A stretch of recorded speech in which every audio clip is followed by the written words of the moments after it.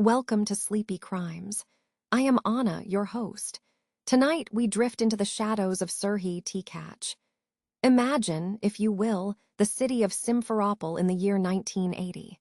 The Crimean air is thick, a humid blanket that carries the scent of salt from the distant Black Sea mixed with the sharp, industrial tang of Soviet diesel.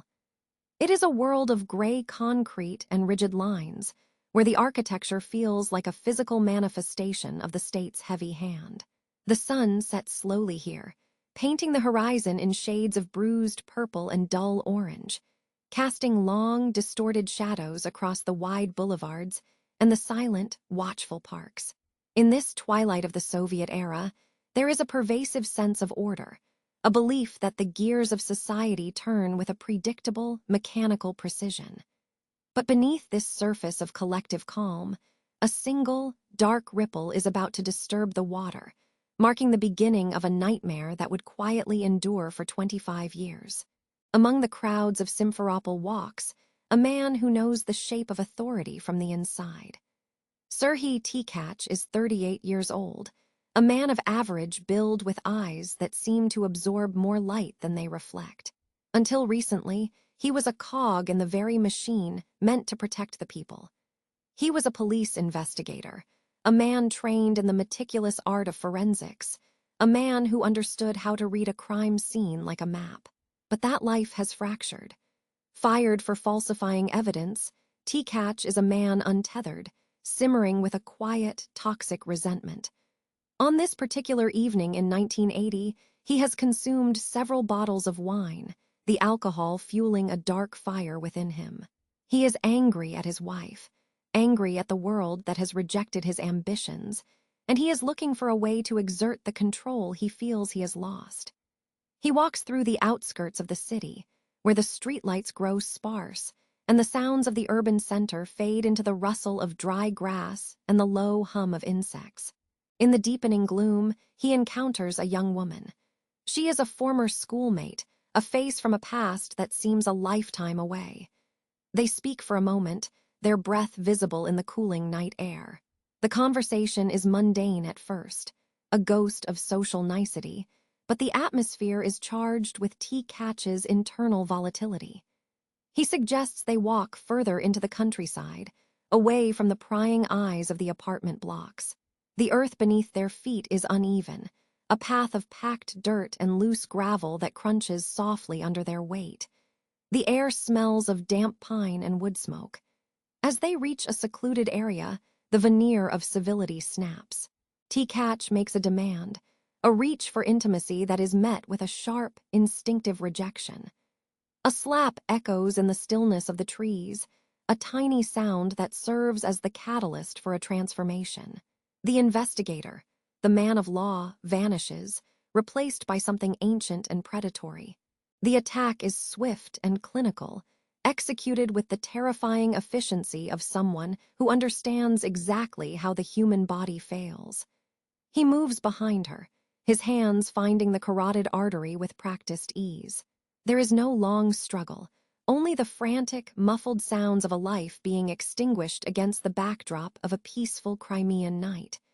The grass bends and breaks beneath them, the scent of crushed clover rising into the air. When the movement stops, the silence that returns to the grove is different than it was before. It is heavy, expectant, and cold.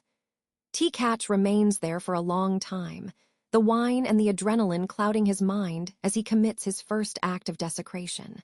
He uses the knowledge he once used to catch criminals to ensure he leaves no traces of himself. He wipes away footprints, he considers the angles of the moon, and he feels a strange, twisted sense of accomplishment. This is the first victim, an unnamed young woman whose life was stolen in the darkness of 1980, the first name in a ledger that would eventually grow to include dozens of others. What follows is perhaps the strangest detail of this first crime. After returning to the city, Tkach finds a public telephone booth. The glass is cold against his forehead as he dials the number for the local police station.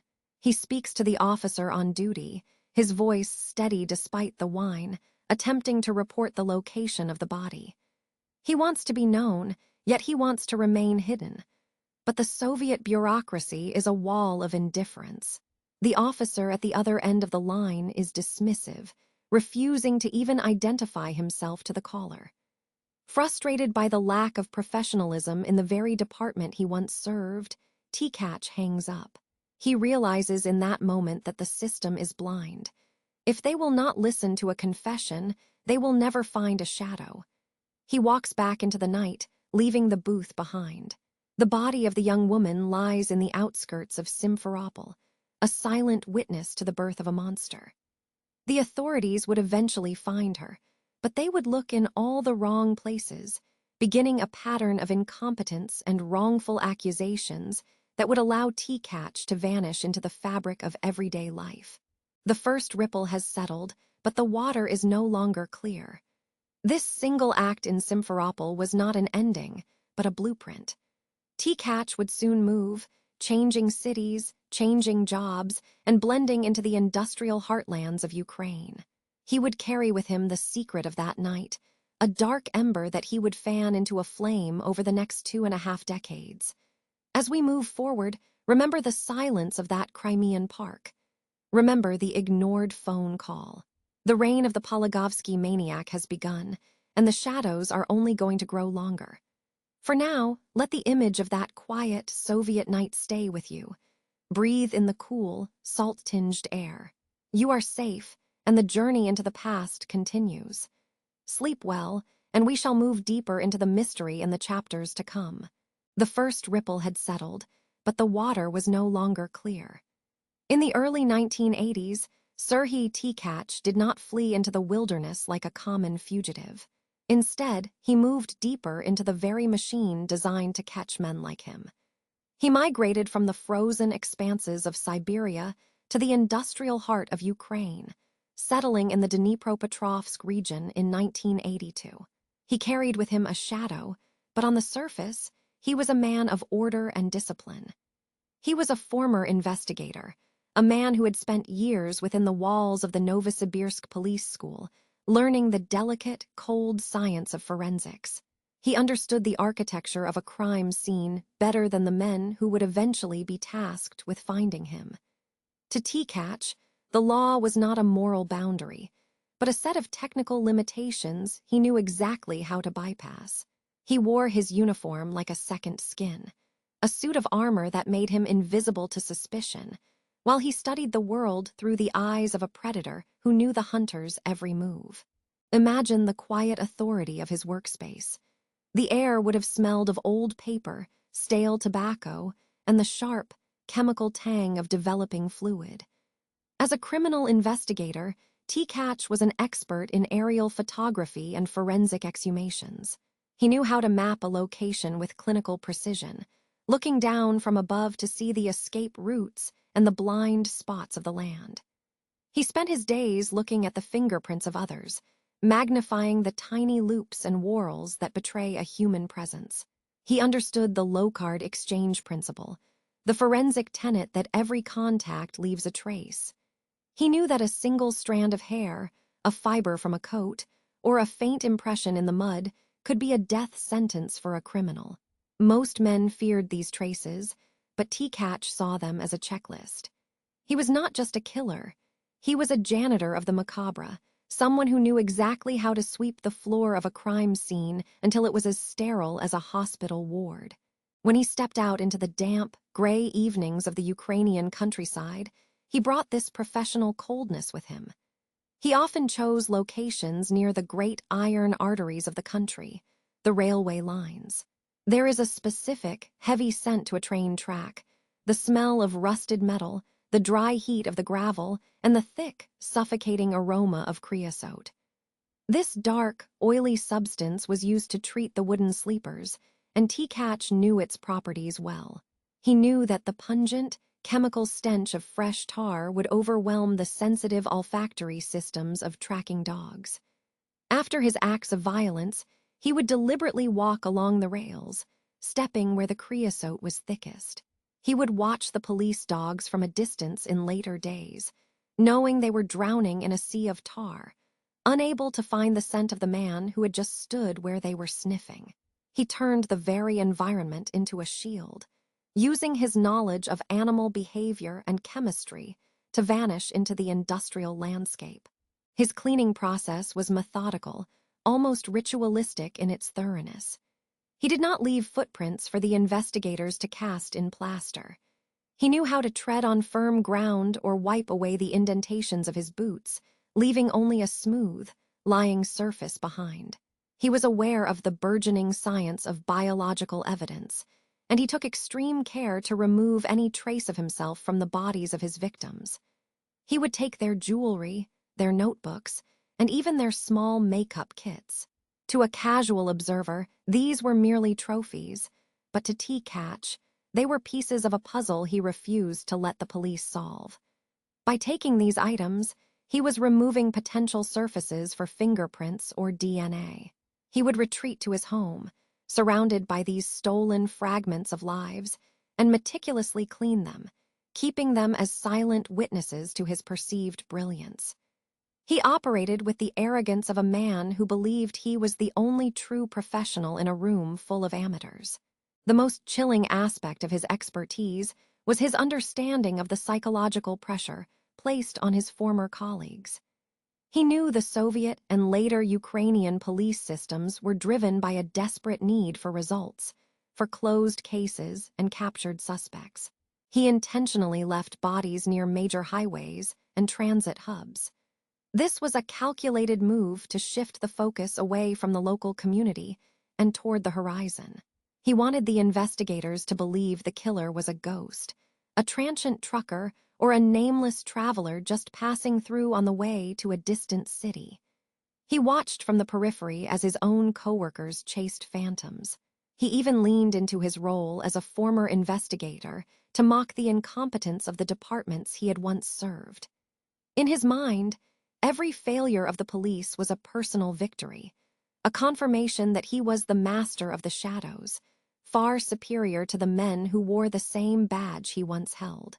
Because of his meticulousness, the machinery of justice began to grind the wrong people. While Tkach lived a quiet life, marrying and raising children, the void he left behind was filled by the innocent.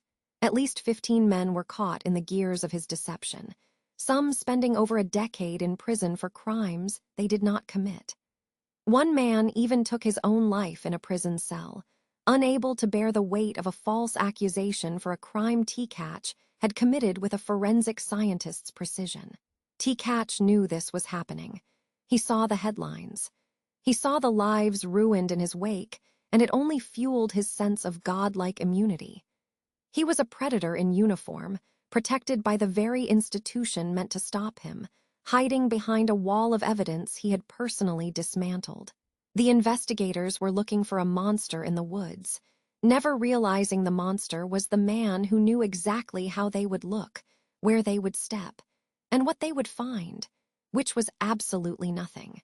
The year was 1982, when the man who would eventually be known as the Pologovsky Maniac stepped off a train and onto the humid, heavy soil of the Ukrainian Soviet Socialist Republic. He had left behind the biting, crystalline frost of Siberia, shedding his past life as a disgraced investigator in Kemerovo like a serpent's old skin. In the sprawling industrial heartland of the Dnipropetrovsk and Zaporizhia regions, he was a nobody. He was just another face in a sea of laborers, another pair of weary hands ready to pull wealth from the deep, dark veins of the earth. The migration was more than a change of geography. It was a tactical relocation. Here, amidst the churning smoke of factories and the endless fields of sunflowers, he could begin a new chapter of shadows, blending into the frantic rhythm of a society that was too busy building its future to look closely at the man standing in the corner of the room. He soon found work in the coal mines, those cavernous, soot-stained labyrinths that ran miles beneath the rolling Ukrainian steppe. Imagine, if you will, the weight of the air in those tunnels. It is a thick, visceral presence, heavy with the smell of damp stone, ancient carbon, and the fine, choking dust of anthracite that clings to the lungs. For Serhiy Tkach, the mine was not merely a place of employment. It was a sanctuary of invisibility. In the subterranean darkness, names were whispered and quickly forgotten, and every man emerged at the end of a grueling 12-hour shift covered in the same uniform gray mask of coal dust. This anonymity was his primary tool. As he worked among the rhythmic thrum of heavy machinery and the claustrophobic pressure of the earth above, he began to study the landscape with the cold, calculating eyes of a predator mapping out a new territory. The transition from the police force to the coal face gave him a unique perspective on the vulnerability of the region. He spent his days observing the flow of the population, noting the way the industrial towns were stitched together by isolated footpaths and neglected stretches of wilderness. In the Zaporizhzhia region, the landscape was a peculiar mix of the modern and the wild. Massive steelworks stood like iron giants on the horizon, while just a few miles away, the Dnieper River wound through thickets of reeds and willow trees that seemed to belong to another century. Tkach would often spend his free time wandering these peripheral zones. He was a man who appreciated the silence of the outskirts. He looked for the dead zones, those places where the sound of the city fades into the rustle of the wind through the tall grass, and where a cry for help would be swallowed by the vastness of the plains. His investigative background remained a sharp, jagged edge in his mind, even as he hauled coal or worked on the assembly lines. He knew how a crime scene was processed. He understood the limitations of the local militia and the predictable nature of their inquiries. To further his advantage, he intentionally chose remote locations near the lifeblood of the region, the railways and the highways. He had a particular fascination with the railway lines that carried freight between the industrial hubs. These tracks were more than just transport. They were his corridors of escape. He noted that the wooden ties were often treated with creosote, a thick, black tar with a sharp, medicinal odor that hung in the air like a heavy curtain. He knew that the pungent, chemical sting of the tar would act as a sensory wall, an impenetrable barrier that would confuse and eventually defeat any tracking dogs brought to the scene. By the time 1984 arrived, Tkach had fully integrated into his new surroundings, moving between the Dnipropetrovsk and Zaporizhzhia oblasts with the ease of a ghost. He was often seen as a quiet, hard-working man, perhaps a bit distant, but never suspicious. This was his greatest deception. He would strike in one region and then vanish into the industrial bustle of another, leaving behind a trail of confusion. He specifically targeted the areas near transit hubs, knowing that the police would naturally look toward outsiders. The traveling salesmen, the long-haul truckers, or the nameless transients who hopped the freight cars. He was the local man who knew every shortcut, every hidden grove, and every abandoned structure. He used his knowledge of aerial photography and terrain mapping to select sites where the bodies would not be found for days, or where they would be found in a way that pointed the finger of guilt at anyone but him. As the sun began to set over the industrial skyline, casting long, orange shadows across the coal yards, Tkach would often be seen walking along the perimeter of the towns. To a casual observer, he was just a weary miner enjoying the evening air. But in his mind, he was refining his map. He was calculating the distance from the nearest station, the timing of the shift changes at the plant, and the density of the brush near the riverbanks. He was a man of meticulous routine and terrifying patience. The migration of this ghost had been successful. He had found a place where the soot of the earth could hide the stains on his soul. The machinery of justice was already beginning to fail, looking for monsters in the distance, while the real predator was already at home, washing the cold dust from his hands and planning his next quiet walk into the shadows of the steppe. The year 1987 arrived with a heavy, leaden sky that seemed to hang lower over the Dnipropetrovsk region than ever before. In the mining towns like Pavlorad, the rhythm of life was dictated by the deep, resonant thrum of the earth being hollowed out. It was a world of gray soot and sharp iron, where the air often tasted of metallic dust and the sulfurous breath of the coal pits. As the decade began to tilt toward its end, a subtle, shivering change took hold of the atmosphere. The long, orange shadows we spoke of earlier did not just vanish with the sun. They seemed to linger, stretching into the doorways of apartment blocks and pooling in the narrow gaps between the heavy industrial machinery. For the families living in the shadow of the mines, the darkness had always been a workplace, a place of labor and sweat. But now, that same darkness was beginning to feel hollow, as if something was breathing within it, watching the steady pulse of the community with a cold, predatory patience. By the time 1988 and 1989 rolled across the Ukrainian steppes, the escalation was no longer a series of isolated whispers. It had become a scream muffled by the heavy curtains of Soviet silence. In the town of Ternovka and the outskirts of Pavlograd, the predator began to move with a frequency that defied the odds of a quiet industrial heartland. In June of 1988, the peace was shattered again, followed by a harrowing sequence in the spring and summer of 1989. Imagine the scene in April of that year. The frost was finally retreating, leaving the ground damp and soft. Two young girls, only 15 years of age, vanished into the cooling evening air. The town, built on the solid foundations of brotherhood and shared labor, felt its first true cracks. It was as if a mirror had been dropped onto the stone floor of a mine shaft. The reflection of a safe, predictable life was splintering into 1,000 jagged pieces, each one reflecting a different fear. Tkach moved through these fractured spaces like a ghost who knew exactly where the floorboards creaked. He was not a monster from a distant land. He was a man who understood the very systems designed to catch him. He frequented the railway lines, those iron arteries that connected the coal fields to the rest of the world. He knew that the police dogs, so feared by the common criminal, were easily baffled by the pungent, chemical scent of fresh tar used on the wooden sleepers. He would choose his ground near these tracks, where the sound of a passing freight train would drown out any struggle, its rhythmic clattering providing a mechanical mask for his violence.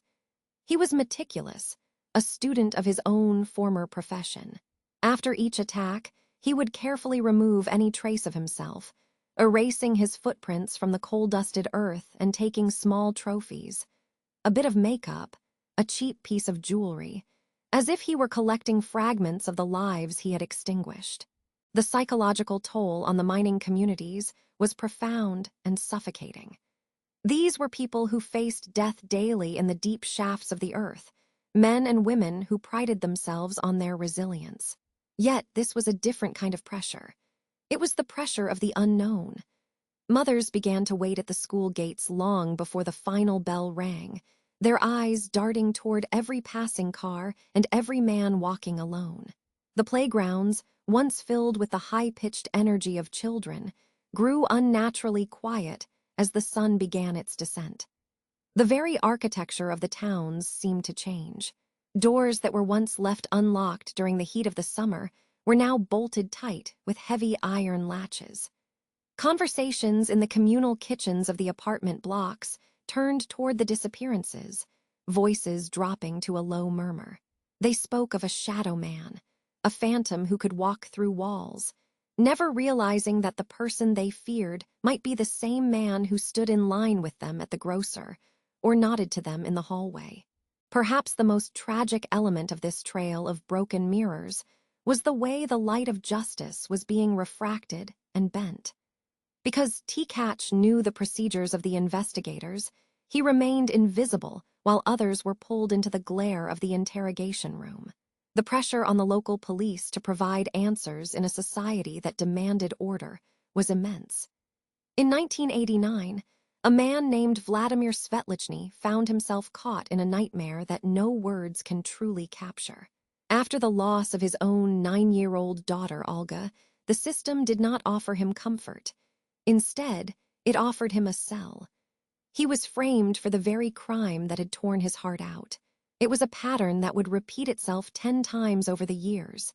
Innocent men, broken by the weight of false accusations, while the real predator continued to walk the gravel paths of the industrial outskirts. The authorities were so focused on closing files that they failed to see the common thread, the signature of a man who was mocking them with every step he took. As the 80s drew to a close, the sense of security in Pavlorad was gone, replaced by a permanent, low-grade fever of anxiety. The mirrors were truly broken now, and no amount of industrial progress could glue the pieces back together.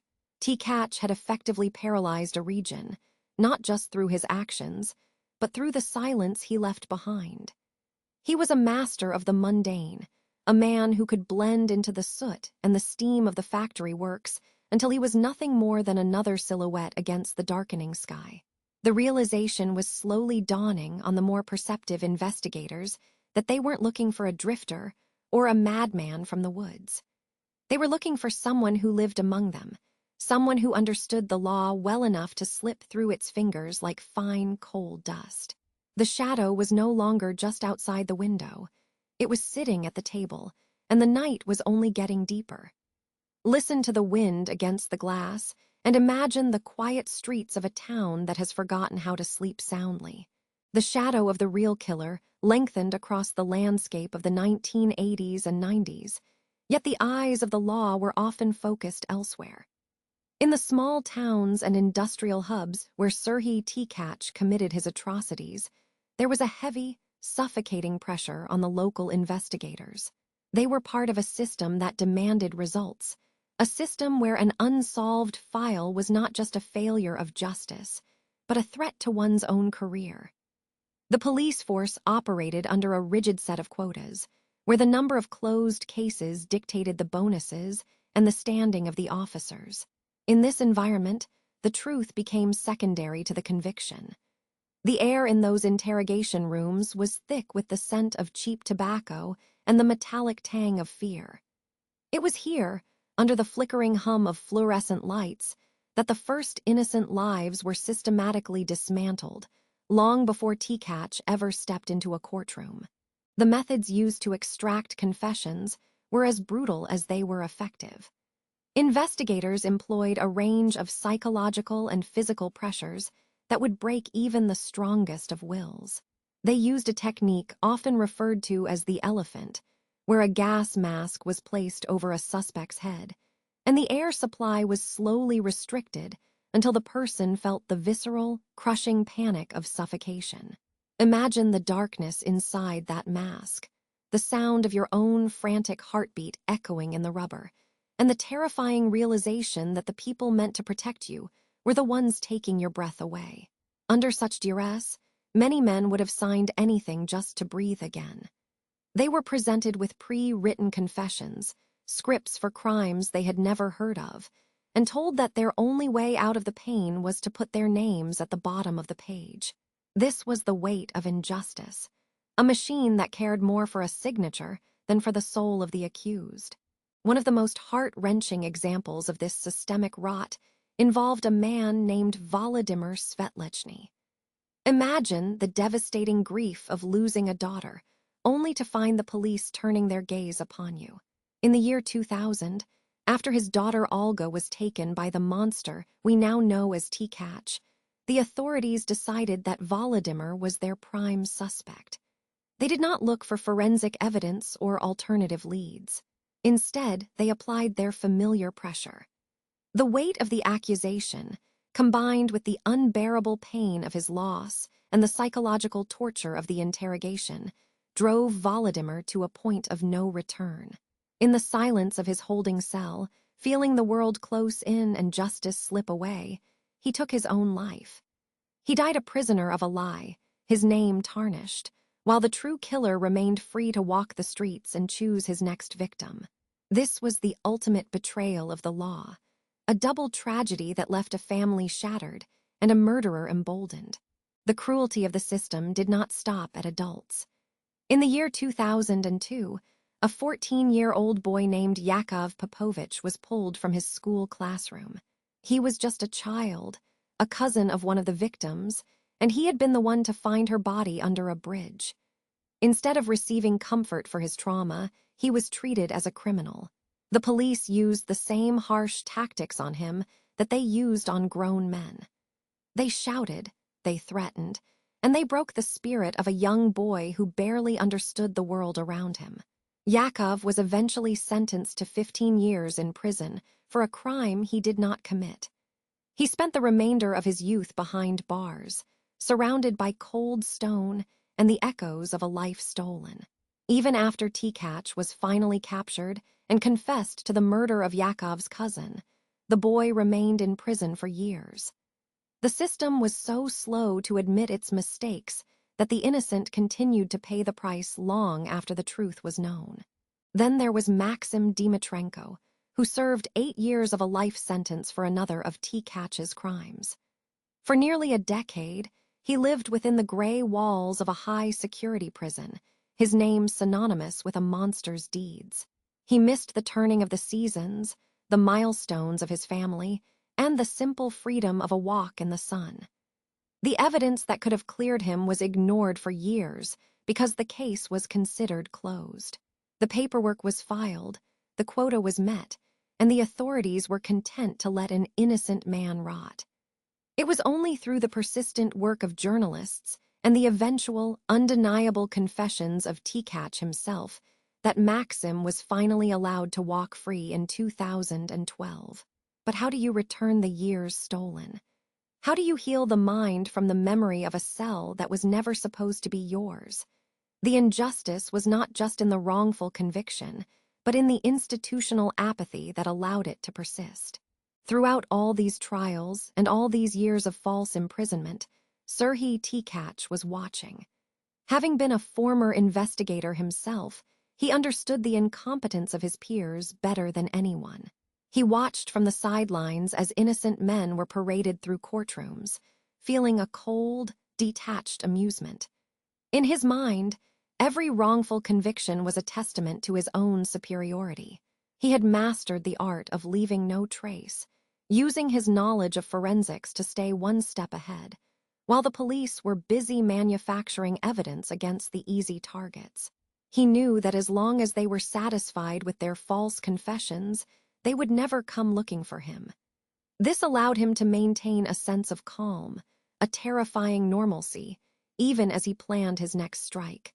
He was a predator who used the very system meant to catch him as his most effective shield, letting the weight of injustice fall on the shoulders of the innocent while he remained in the light.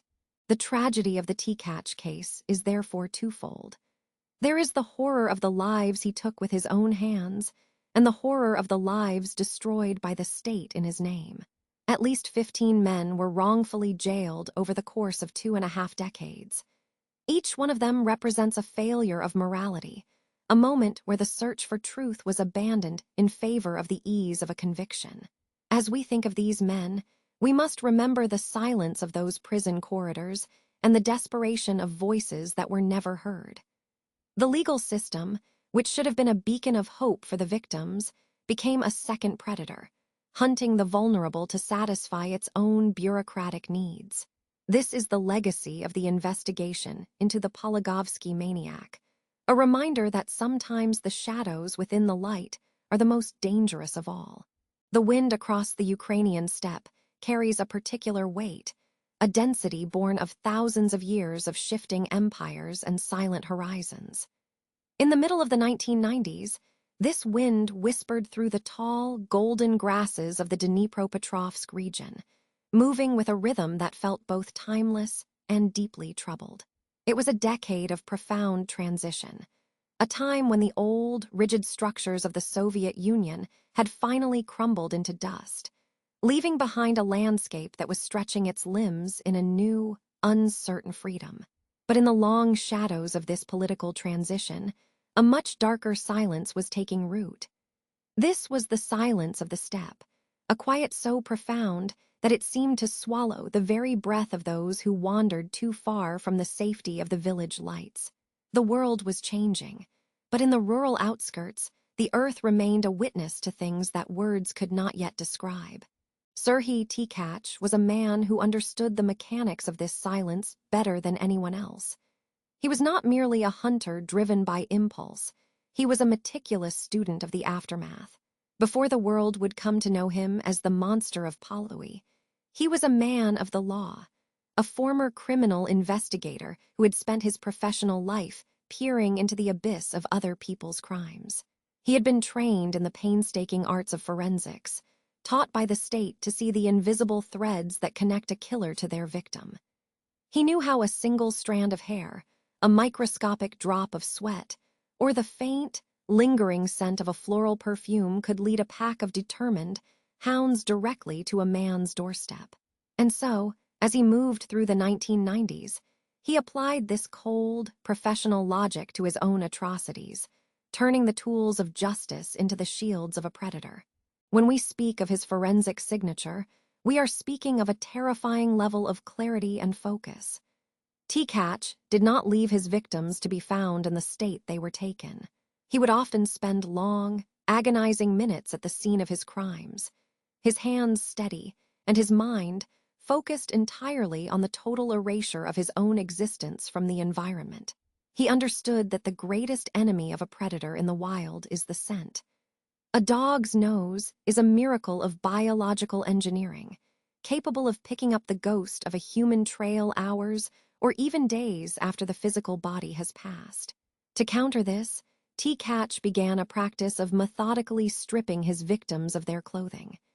He would carefully remove every garment, every scrap of fabric that might have absorbed the heat of the struggle, the salt of sweat, or the pheromones of the close encounter. He believed that by removing the clothes, he was stripping away the narrative of the crime itself. But his preparation went much further than just the removal of clothing.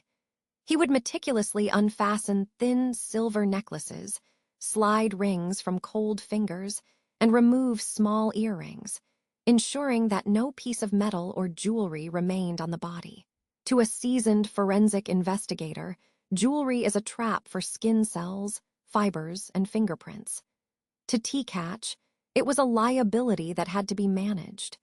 He took these items not always as trophies, though some were kept in hidden places, but primarily as a way to sanitize the ground upon which he stood.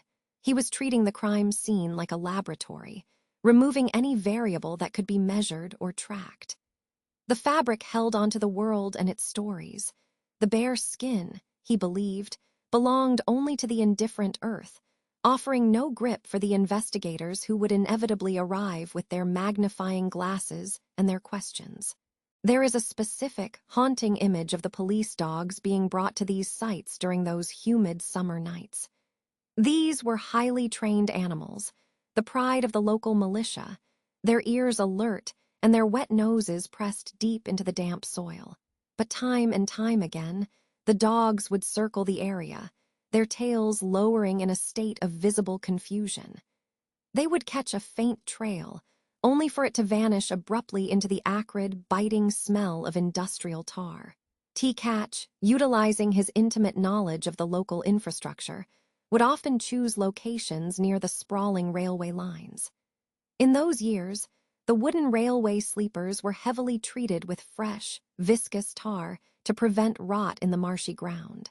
The thick, chemical odor was an impenetrable wall for the tracking dogs.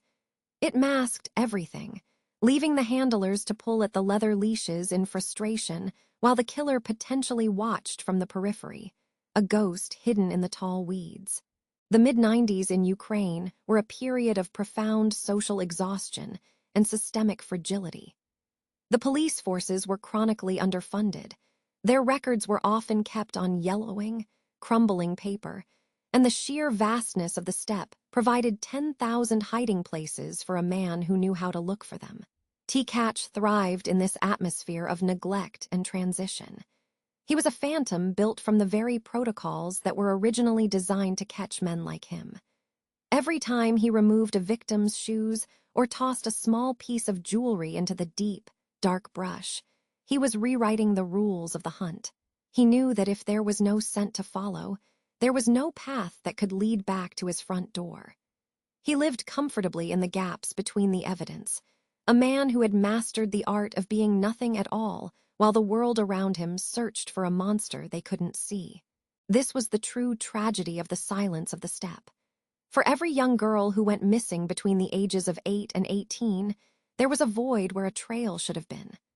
The families would spend their nights waiting by the windows, looking out over the swaying grass that glowed under the moonlight, hoping for a sign, a sound, or any movement to break the heavy stillness. But the steppe gave nothing back to them. It remained as it had always been, vast, indifferent, and perfectly quiet. Tkach had turned the very landscape into his silent accomplice, using the earth, the wind, and the industrial remnants of the railways to shield his hands from the light of justice for over 25 years. He was a man of the shadows, and for a long time, the shadows were all that remained of the truth. The case rests now. Let the details fade. You are safe. Close your eyes, breathe deeply, and have a good night. Sleep well. The year was 2000 when the shadow moved south. Serhiy Tkach relocated to the small industrial town of Polowy, nestled within the Zaporizhzhia region. The move was prompted by a change in his family life, as his wife had been promoted to a management position at a local creamery. To the neighbors in this close-knit community, Tkach was merely a quiet, perhaps slightly stern man who had found work as a pumping station operator. He was a face in the crowd, a man who blended into the gray, metallic backdrop of a town defined by its railway lines and heavy machinery. But beneath this mask of mundane domesticity, the predator was merely settling into a new and more fertile hunting ground. The air in Polowy often smelled of industrial exhaust and the sweet, heavy scent of processed dairy, a strange olfactory tapestry that would soon be punctuated by the cold scent of fear. For the first 2 years in Polowy, Tkach seemed to exercise a chilling form of restraint. He spent his days at the pumping station, where the constant, rhythmic thrum of the machinery provided a hypnotic soundtrack to his dark contemplations. The station was a place of isolation, a cathedral of iron and water where he could watch the town's perimeter without being observed. But by the year 2002, the internal pressure he had been containing finally fractured. The frequency of his attacks began to accelerate with a terrifying momentum. It started with a single life taken that year, a grim reawakening of his urges. He began to frequent the areas where the town's infrastructure met the wild, unkempt edges of the countryside. He knew the geography of Polowy better than the men who had lived there for decades, mapping out the broken fences and the stretches of railway where the streetlights had long since burned out and were never replaced. By 2003, the rhythm of his crimes tightened. Another girl vanished, then another. The town began to vibrate with an unspoken anxiety. Tkach utilized his deep understanding of police methodology to remain invisible. He famously targeted areas near the railway tracks that had been recently treated with fresh tar. He knew that the sharp, chemical pungency of the bitumen would overwhelm the sensitive noses of search dogs, rendering them useless in tracking his scent away from the scene. He was a ghost in the machine, moving through the tall weeds and industrial debris with a silence that was born of years of experience in the shadows. Each time he returned to his home, he carried with him small tokens, a bit of jewelry, a tube of lipstick, trophies of a life he had extinguished, hidden away in the quiet corners of his everyday existence while the town outside his door began to descend into a state of siege. As the calendar turned to 2004, the body count rose with a sickening regularity. 2 more murders were recorded that year, and the term, the Pologovsky Maniac, began to drift through the streets like a foul mist. The atmosphere of the town transformed completely. Parents no longer let their children walk the short distance to the corner store. The parks, once filled with the sounds of play, became desolate and hollow as the sun began its descent. There was a collective indrawing of breath every time a train whistle echoed in the distance, a sound that now carried a sinister weight. The local population lived in a constant state of hypervigilance. Every stranger was a suspect, and every familiar face was scrutinized for a hidden darkness. Behind closed curtains, Families whispered about the monster who seemed to know exactly when and where to strike, always staying one step ahead of the increasingly desperate authorities. In the final stretch leading into 2005, Tkach's audacity reached its peak. He committed 3 murders in quick succession that year alone. The fear in Polowie had reached a fever pitch. It was no longer a shadow, but a suffocating weight. Yet, despite the presence of hundreds of investigators, the real killer remained at large because of a catastrophic failure in the justice system. In their haste to provide answers to a terrified public, the police began to focus on the wrong men. In the surrounding regions and within Polowie itself, innocent individuals were being detained and coerced into confessing to the very crimes Tkach was committing. While these men sat in cold cells, Tkach continued his work at the pumping station, perhaps even nodding to the officers as they passed by. He watched with a twisted sense of superiority as the system he once served cannibalized its own citizens, leaving him free to continue his descent into depravity. The psychological toll on the community was immense. Funerals became a regular, haunting occurrence, and the sight of small coffins being carried through the streets of Polowie left a scar on the collective soul of the town that would never truly heal. Tkach even had the chilling arrogance to attend some of these services, standing among the mourners, a predator hiding in the middle of the herd. He watched the grief he had authored with a clinical detachment, perhaps even enjoying the proximity to the pain. By August of 2005, the town was a powder keg of grief and suspicion. The body count had climbed toward 40 proven cases, though many feared the true number was much higher. The maniac of Polowie had become a legend of the worst kind, a boogeyman who was very much real, breathing the same air as the victims he sought. But the thread of his luck was finally beginning to fray, as the very community he terrorized began to look closer at the quiet man from the pumping station. The psychological toll on the community was immense. Funerals became a regular, haunting occurrence, and the sight of small coffins being carried through the streets was a weight no soul should have to bear. But beneath the visible grief of the bereaved, another kind of darkness was taking root. It was a secondary tragedy, one born of desperation and the cold, unyielding machinery of a justice system that prioritized closed files over the truth. While Serhiy Tkach moved through the mist of the early mornings, his hands stained but his face calm, a different kind of violence was being inflicted within the gray stone walls of the interrogation rooms. For every life Tkach stole, the state seemed determined to claim another in his place. They were the shadow victims, men whose lives were dismantled piece by piece, not by the killer's hands, but by the very people sworn to protect them. The air in those rooms was thick with the smell of stale tobacco and the metallic tang of fear, a sensory prison that felt just as suffocating as the one Tkach provided in the woods. Imagine, if you can, the story of a man named Volodymyr Svitlichny. It was the year 1989 when the unthinkable happened. His daughter, Olga, was taken from him. One moment she was a part of the vibrant, breathing world, and the next, she was a memory left in the tall grass. The grief of a father is a vast, hollow ocean, but for Volodymyr, there was no time to drown in it. Instead of being held in the arms of his community, he was pulled into the harsh, white light of a police precinct. The investigators did not see a grieving parent, they saw a convenient solution. They looked at the proximity of his home, the timing of his whereabouts, and they wove a narrative out of thin air. They told him he was the monster. They shouted it until the words echoed off the damp concrete walls, and when words were not enough, they used the weight of their authority to crush his spirit. They used a gas mask to choke his breath, a slow, terrifying pressure that mimicked the very way the real killer worked. In their haste to find an ending to the story, they didn't care if the protagonist was innocent. Volodymyr sat in a cell that felt like a tomb before he was even buried.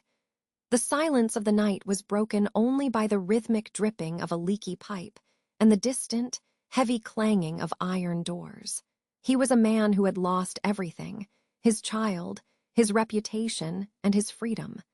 The weight of the false accusation was a physical thing, a cold stone sitting on his chest. While he sat in that darkness, Serhiy Tkach was likely only a few miles away, perhaps even walking past the very house where Olga's empty bed still stood. Tkach was a former investigator himself, a man who knew the rhythm of the law. He watched as the police focused their ire on a broken father, and he must have felt a chilling sense of security. The system was doing his work for him. It was protecting the predator by punishing the prey. For Volodymyr, the light at the end of the tunnel had been extinguished. Before his trial could even begin, the despair became too much to carry. He was found in his cell, having taken his own life, a final act of escape from a world that had turned its back on him. He died a convicted man in the eyes of his neighbors, while the man who had actually stolen Olga's life continued to breathe the cool night air. But Volodymyr was not the only one. The list of the wrongly accused grew like a vine, choking the life out of the region. There was Yakov Popovich, a boy of only 14 years. 14. At an age when he should have been dreaming of the future, he was being told he was a murderer. The investigators didn't see a child, they saw a tally mark. They pressured him, frightened him, and eventually sentenced him to 8 long years behind bars. Can you picture the texture of those years? The rough fabric of a prison uniform, the cold metal of a bunk, and the slow, agonizing realization that your youth is being swallowed by a lie. Outside those bars, the seasons changed. The snow melted into the mud of spring, and the sunflowers bloomed in the Ukrainian fields. But for Yakov and others like him, men like Vitaly Kyra and Serhiy Tkach, the world stood still. Some spent 5 years in the dark, others spent 15. Each day was a theft, a silent robbery of time that could never be returned. They were living in a nightmare where the walls were made of bureaucracy and the monsters wore badges. The irony was as sharp as a blade. Tkach, the man they called the Pologovsky Maniac, was often right there in the crowd. He was known to attend the funerals of the very girls he had killed. He stood among the mourners, perhaps even offering a nod of sympathy to the families of the men who were currently being tortured in his place. He used his knowledge of forensic procedures to ensure the blame fell elsewhere. He would choose locations near railway lines treated with tar, knowing the scent would confuse the police dogs. He understood the flaws in the investigative process because he had once been a part of it. He played a game of shadows with the lives of innocent men, and for over 25 years, he won. The sheer number of wrongful convictions, estimated by some to be as many as 15, is a testament to the devastating efficiency of his deception and the tragic incompetence of those chasing him. As we listen to the quiet hum of the night, it is worth remembering that the horror of this case wasn't just in the killings themselves, but in the echoes of the lives that were broken in the aftermath. The truth was buried deep, and for many it would arrive much too late. August 2005 arrived in the town of Polowy with a heavy, suffocating stillness. The Ukrainian summer had reached its peak, casting a golden, dusty haze over the wide fields of sunflowers that lined the horizon. The air was thick, carrying the scent of parched earth and the sweet, fermenting aroma of fallen fruit rotting in the heat. In this small, quiet corner of the world, life moved slowly, yet a shadow had been lengthening for over 20 years. Serhiy Tkach, the man who had lived among them as a neighbor, a father, and a former investigator, was moving through the tall grass of his own arrogance. He had become a ghost in plain sight, a predator who used the very uniform he once wore to mask the darkness within. The townspeople went about their days, unaware that the end of a long, terrible era was finally whispering in the wind. On one of those sweltering afternoons, a 9-year-old girl named Katia went out to play. She was the daughter of one of Tkach's own friends, a child who likely knew him as nothing more than a familiar face from the neighborhood. The local lake was a shimmering mirror of heat, where children gathered to seek relief from the sun. Katia was there, her laughter mixing with the rhythmic drone of cicadas and the gentle lap of water against the muddy shore. But as the sun began to dip, casting long, skeletal shadows across the beach, the laughter stopped. Tkach had been watching from the periphery, his mind a cold machine of calculation. He approached her in the fading light, his presence as unremarkable as the dust on the road. By the time the stars began to pierce the velvet sky, Katia was gone, and the silence that followed was heavy with a new, sharp kind of grief. Serhiy Tkach did not retreat into the shadows after the crime. Instead, he leaned into the very center of the community's pain. His background in criminal investigation had gifted him with a toxic sense of invincibility. He believed he understood the mechanics of the law better than those who enforced it. He knew how to erase a footprint, how to choose a location that would baffle the hounds, and how to stay calm when others panicked. But his hubris had evolved into a dark ritual. He didn't just want to escape, he wanted to witness the wreckage he had caused. He wanted to feel the vibration of the sorrow he had planted in the hearts of his neighbors. This was his final oversight, a slow-motion collapse of the wall he had built between his public life and his private monstrosity. He decided he would attend the funeral of little Katia, walking directly into the heart of the mourning crowd. The funeral was held under the oppressive weight of the August sun. The cemetery was a sea of black fabric and weeping families, the scent of wilting lilies mixing with the damp, iron-rich smell of freshly turned earth. Tkach stood there, a tall, nondescript man with gray hair and a face that suggested a life of hard work. He offered words of comfort to the grieving father, his voice steady and low. He watched as the small casket was lowered, feeling the pulse of the crowd's despair like a drug. To him, he was invisible, a master of disguise who was hiding behind the most perfect mask of all, the mask of a grieving friend. He stood at the edge of the grave, the sound of the wooden lid meeting the dirt echoing in the quiet air. He felt safe. He felt powerful. He was a wolf sitting at the table of the shepherds, convinced that they could only see his wool. But there were eyes in that crowd that saw through the stillness. While the adults were blinded by their tears and the formal weight of the ceremony, the children were observing the world with a different clarity. Several young friends of Katia, survivors who had been at the lake that day, were present at the funeral. They saw the man who had spoken to Katia shortly before she vanished. They saw the way he moved, the way he stood, and the specific, chilling familiarity of his presence. As Tkach stood by the grave, a whisper began to circulate among the smallest witnesses. They recognized him. They pointed him out to one another, their small voices carrying a truth that the police had missed for 25 years. They remembered the man from the beach, the stranger who wasn't really a stranger at all. The invisible man was suddenly, irrevocably visible. This was the crack in the foundation. Tkach noticed the shifting glances, and the way the atmosphere around him began to sharpen from grief into suspicion.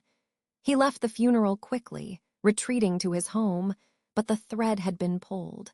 The children told their parents, and the parents told the authorities.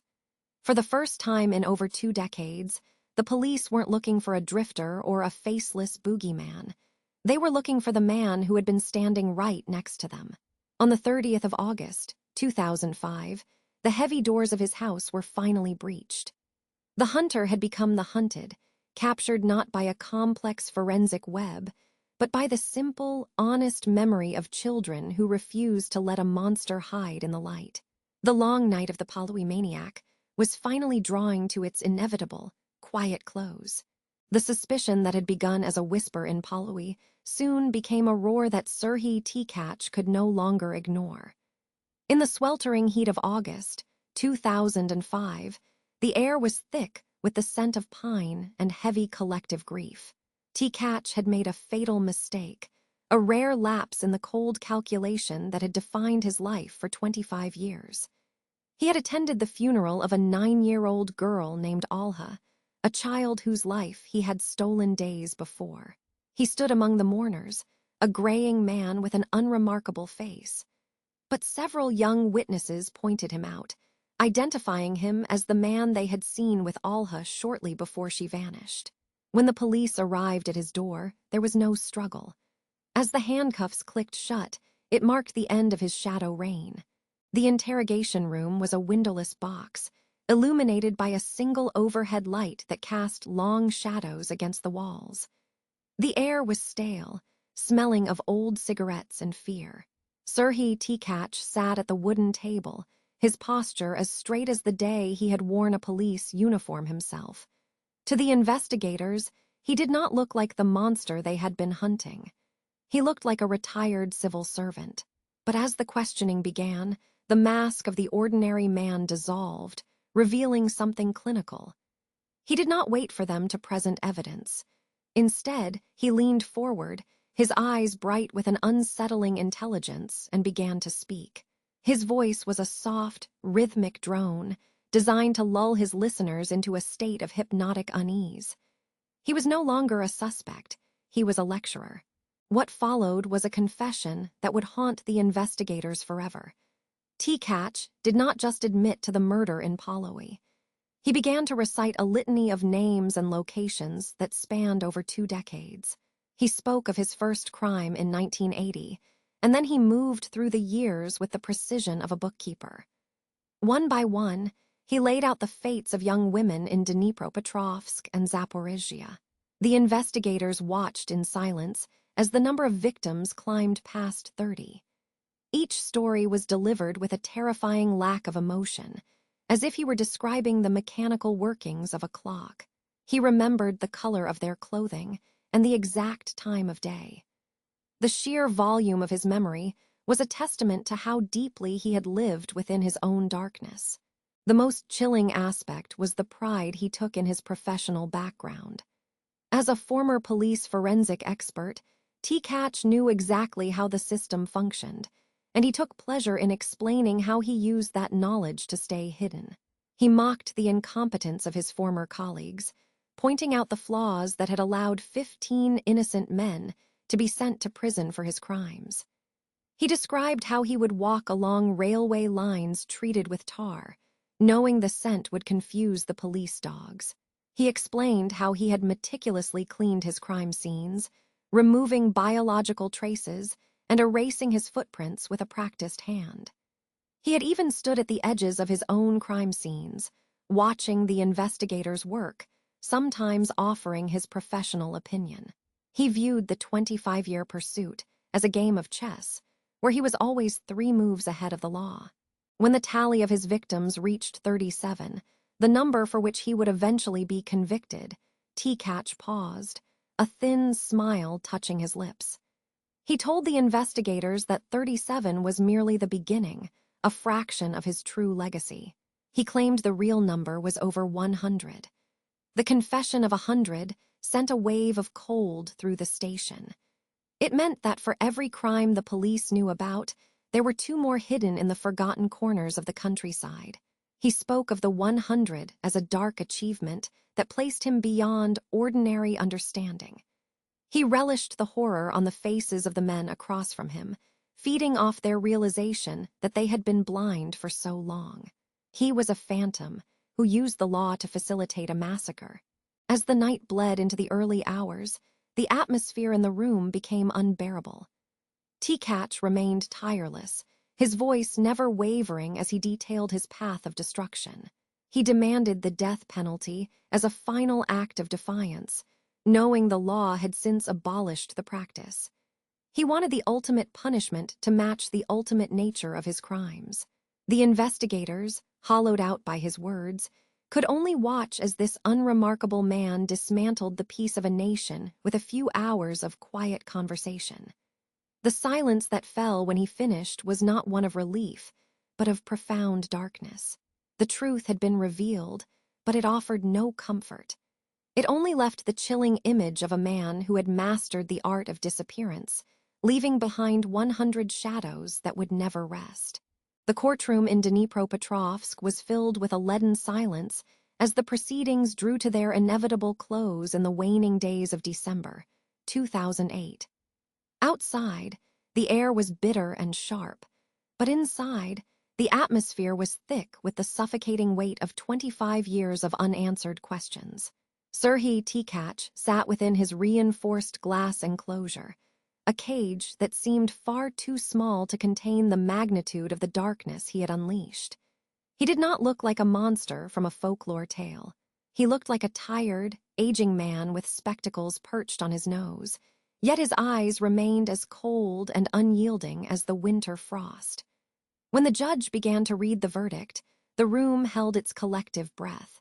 He was found guilty of 37 counts of murder, though the ghost of his confession, that he had taken more than 100 lives, loomed over every word spoken. The sentence was life imprisonment, the harshest penalty available in a land that had long since abolished the shadow of the gallows. But as the heavy iron doors of justice finally swung shut for Tkach, another, much quieter tragedy was beginning to unravel in the light of day.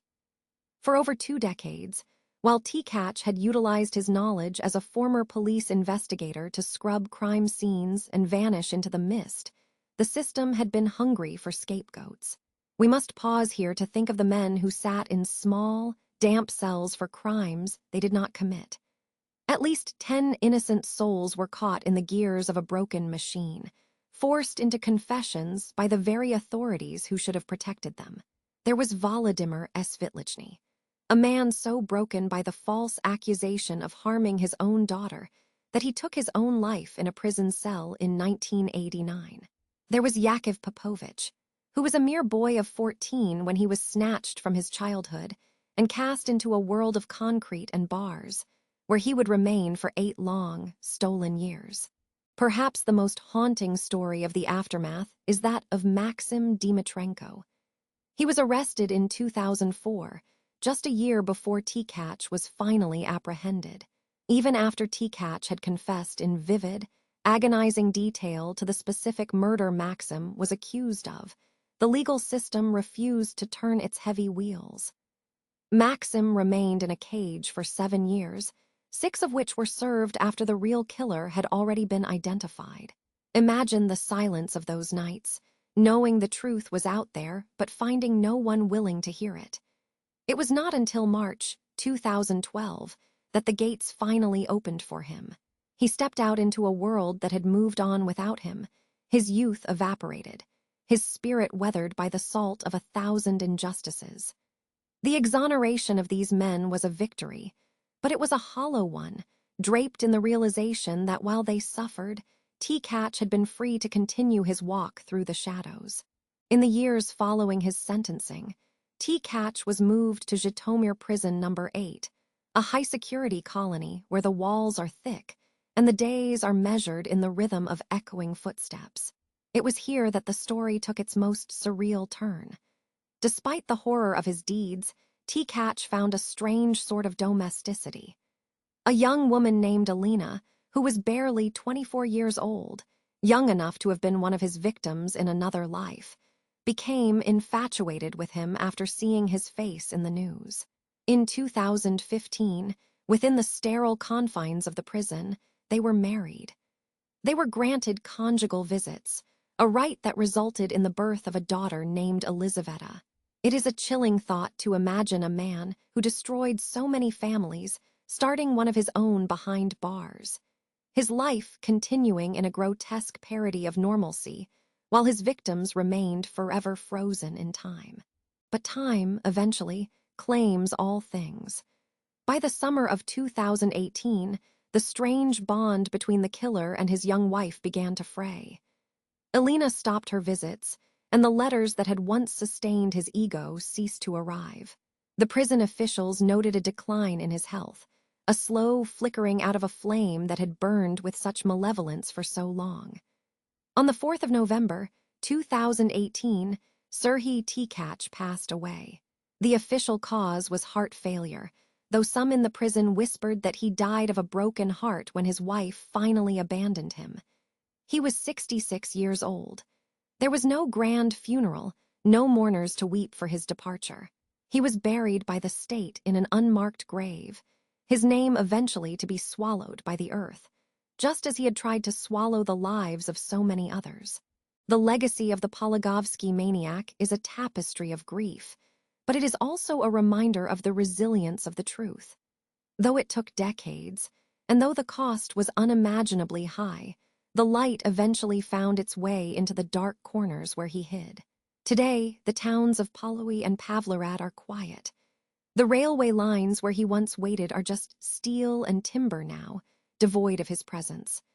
The families of the lost have found whatever small measure of peace can be gathered from the knowledge that the predator is gone. We look back at these events not to invite the darkness back in, but to understand that even the longest night eventually meets the dawn. The fear that once gripped a nation has dissipated, replaced by the soft, rhythmic breathing of a world at rest.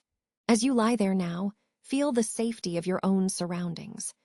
The locks are secure, the windows are closed against the night air, and the stories of the past are exactly where they belong, in the past. There are no more shadows lurking at the edge of the woods, no more footsteps following in the rain. The world is vast, but tonight, your world is small, warm, and protected. Let the tension drain from your shoulders. Let the images of the courtroom and the prison walls dissolve into the mist of your thoughts. You have journeyed through the difficult history of a man who is no longer here, and you have emerged on the other side, into the sanctuary of the present moment. The story is finished, the ledger is closed, and the echoes have finally died away into the silence of the room. The case rests now. Let the details fade. You are safe. Close your eyes, breathe deeply, and have a good night. Sleep well.